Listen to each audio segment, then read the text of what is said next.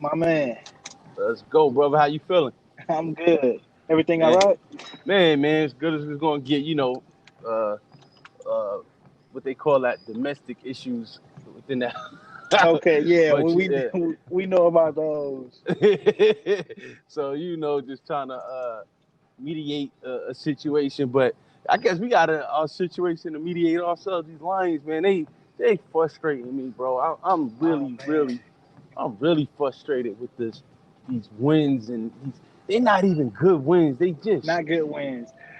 And I think yesterday, like after winning and watching that game, after yesterday, that might have been the most devastating, literally the most devastating win. And then it confirmed it because I went back and I kind of do like you do. I go to Google and I just type in Detroit Lions and I read all of the articles from the different beat writers from Detroit and ESPN and Sports Illustrated and all of that, and they all just kind of was so low. They was really low on the win. Like I think Carlos Menarez wrote. I know. Dang, what's my other guy's name? The other dude that worked with Carlos Menarez. He wrote a really sad, like, it was a real depressing, like, little piece on that win, and it was like the line. He was basically saying like, well, he not basically, but he said like, hey, the Lions need to really tank right now. It's like it was a sad win, it they but oh, go ahead, go ahead.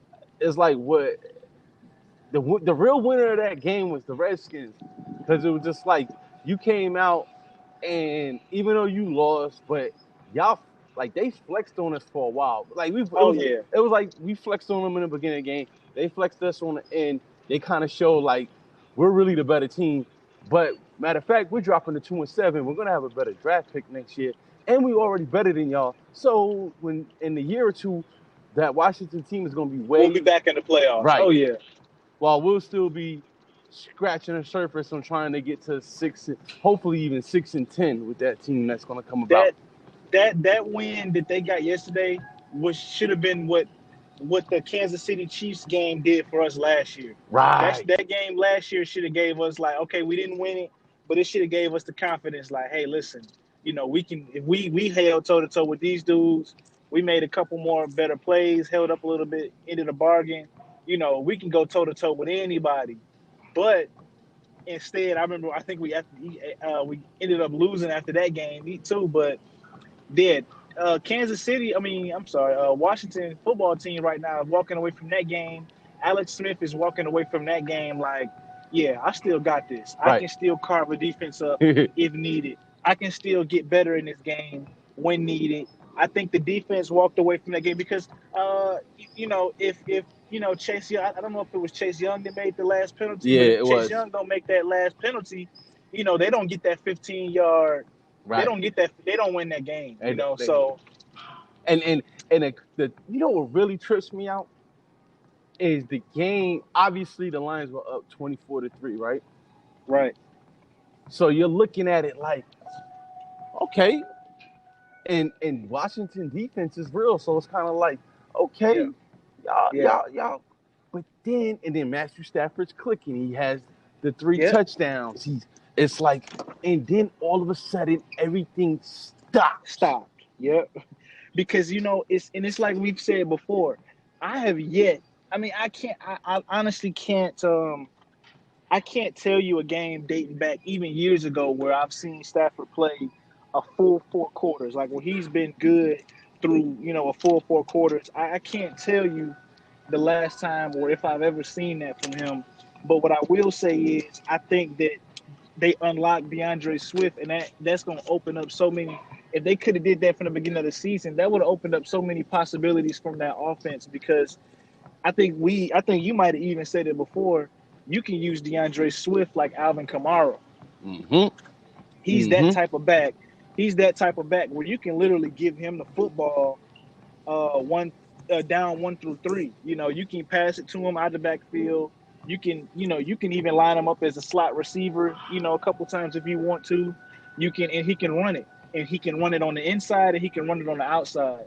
And that's what I really like about that kid. I think he might be my favorite player on the team, actually. Yeah, he won over my he won over me on Sunday. I knew he was capable. It's not. Yeah, You know what's crazy? It's not too I much. always knew he was capable. Yep. It's not too much the players. And you mentioned this too. It's something that goes on with the Lions organization Yeah. and the coaching staff to where you don't use people how they supposed to be used.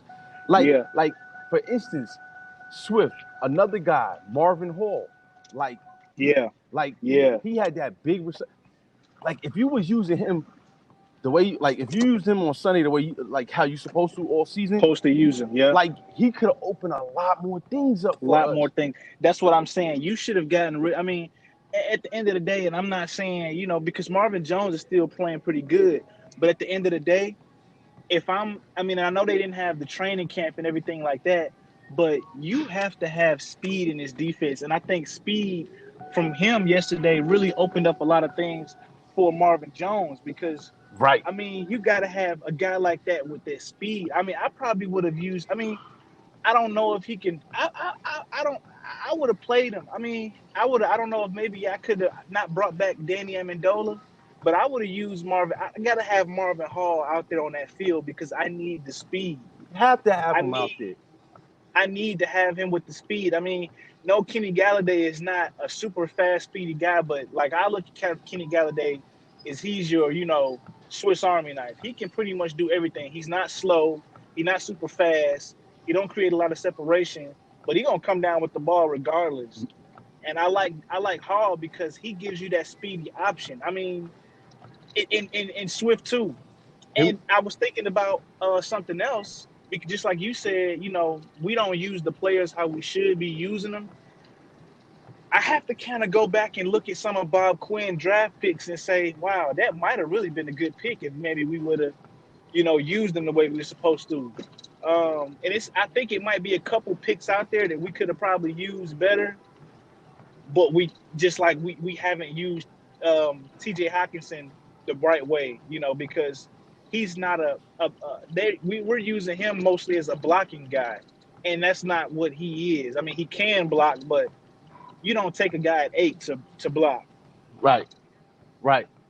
So I was trying to figure something out. And he kind of messed up. He was one of them guys that messed up his own career. But it was a wide receiver we had a couple, like I want to say like 6, 7 years ago, and he got in trouble with the law. Remember? You there? Hello? Yeah. Do you remember that cat name? What year was he here Like again? 6, 7 years ago, and he kept getting in trouble with the law. He actually was kind of crazy. He started doing some crazy stuff. I forget his name. Man, but he was like really like him and Calvin was honestly that was a pair. Oh man, what was his name?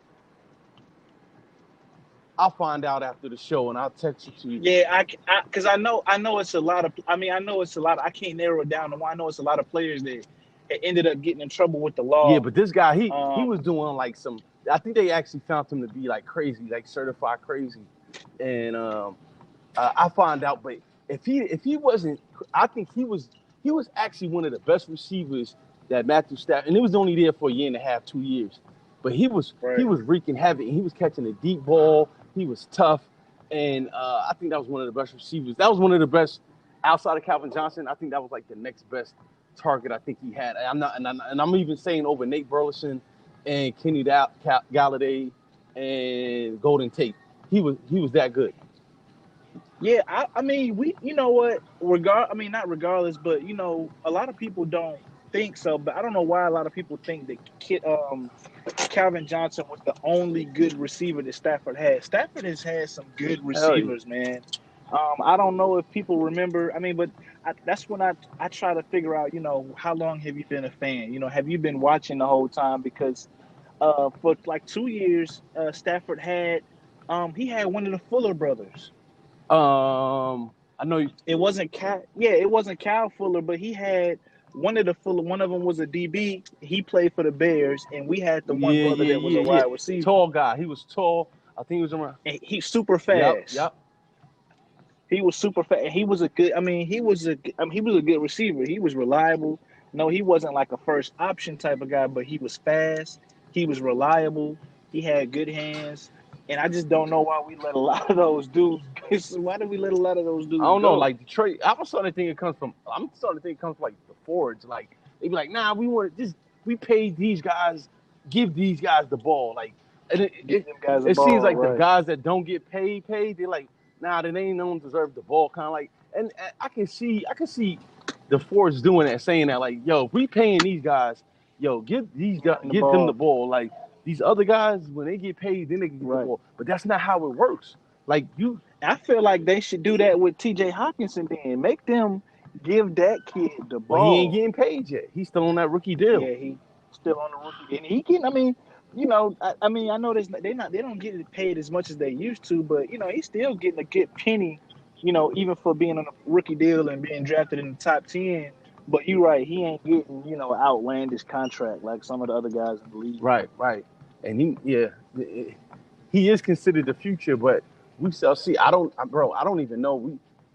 I'll be honest with you. The way Hawkinson's been producing, I like the kid, but Yeah, I if like we him. get a new GM, I don't know if a GM. If they'll Yeah, keep I him, don't know. I, maybe they. Yeah, I don't. I mean, it all depends, man. Because I mean, I can sit back and I can look at guys right now who I would love to keep. Like I would love to keep Swift. I would love to keep T.J. Hawkinson. I would love to keep, because you're not just gonna find dudes like that. I would love to keep those guys, but I completely understand if a new GM have to come in order to get stuff right. But the thing is, we just drafted him last year. We should be able to keep him. I wouldn't mind if, I mean, how you gonna it's keep him if Stafford's his quarterback and Stafford is reluctant to get the tight end the ball half the time?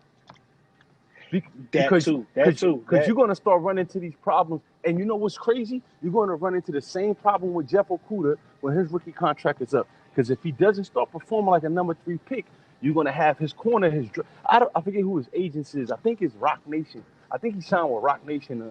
Or Rock Nation. He might have, yeah. and they're going to be like, well, it's not Okudah, it's the Lions. It's the And we could go Lions. somewhere and get a nice contract just on the strength that he was the 3rd overall pick and he can do certain things. But then again, we might be looking at him like, we're not going to cash this dude out. Because as far as today looks, Nah. I'm not cashing him out.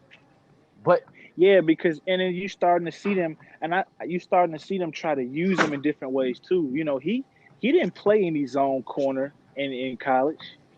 He didn't play no zone corner, so you see him now trying to use him in zone, and it's like, yeah, I definitely want him to be an all-purpose cornerback, but but he really at this point he can't really do either because he ain't playing that good in coverage either. But he definitely is not good at zone right now. And I know it takes. I mean, but this is the thing: it takes cornerbacks right, time. That's why it takes cornerbacks time because I mean we can all remember how bad Darius Slay was. right. And don't get it twisted. I'm not saying that Okudah can't. But see, the thing is, now look, I'm gonna tell you the difference between Slay and I'm gonna tell you the difference between Okudah. When Slay was playing bad that rookie year, no matter what, he had 4.3 speed, right? Yep. And He I has said, speed. you cannot coach speed. So I said, all he has to do is get coached up. I knew he would turn on. See, the thing about Okudah is, I can see where his speed is not getting him into plays. And I don't know, he's never going to get faster. You're not gonna get faster, and that's the thing. It's either because I mean I told people this. I mean, and it's almost maddening when you have to go back and tell people like who you had just told. It's like I told y'all. We told people. You don't get faster in the NFL. This kid, yeah, he had a great college career. Look who his defensive line was. Look what Chase. The kid had Chase Young. You know, providing pressure. And Chase not only that, he had another great Bosa. cornerback on the other He had, side he of him had his whole He career. had Chase Young one year, and then the year before that, he had Bosa and Chase Young. He had exactly, and then he had a great defensive line. He had another great. It wasn't like he had a trash cornerback, a number 2 cornerback. He had who's playing better than him right now. He had a good number 2 cornerback on the other side of him, and the thing with Detroit is